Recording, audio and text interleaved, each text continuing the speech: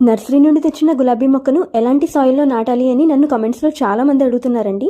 మనం హెల్దీగా ఉన్న ప్లాంట్ని సెలెక్ట్ చేసుకుని తెచ్చుకొని 2-3 రోజులు మన ఇంటి వాతావరణానికి అడ్జస్ట్ అయ్యే వరకు ఉంచి ఆ తర్వాత రిపోర్టింగ్ చేయాలి. ఇప్పుడు సాయిల్ మిక్స్ కోసం 40% మట్టిని తీసుకోండి. మట్టి గుల్లగా ఉండాలి, గడ్డలుగా ఉండకూడదు. చల్లించి తీసుకుంటే ఇంకా మంచిది. ఒక 30% కంపోస్ట్ ఎరువు తీసుకోండి.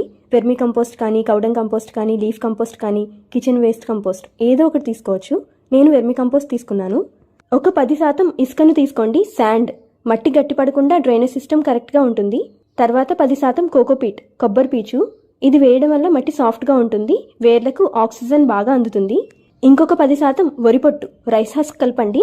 ఇది మట్టిని గుల్లగా ఉంచుతుంది, కొన్ని రోజులకు డికంపోజ్ అయ్యి మొక్కకు మంచి ఎరువుగా పనిచేస్తుంది.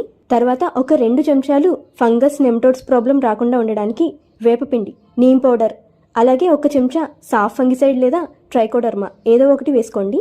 నెక్స్ట్ 1 చెంచా ఎప్సమ్ సాల్ట్ కలపడం వల్ల మొక్క బాగా నాటుకుంటుంది. ఇంకొక చెంచా బూడిద, వుడ్ యాష్ ఉంటే కలపండి. ఇందులో పొటాషియం ఉండడం వల్ల పువ్వులు బాగా పూస్తాయి. వీటిని బాగా కలిపి 8 లేదా 10 ఇంచుల కుండీలో గులాబీ మొక్కను నాటుకోండి. మొక్క చాలా బాగా పెరుగుతుంది. Happy gardening. బాయ్.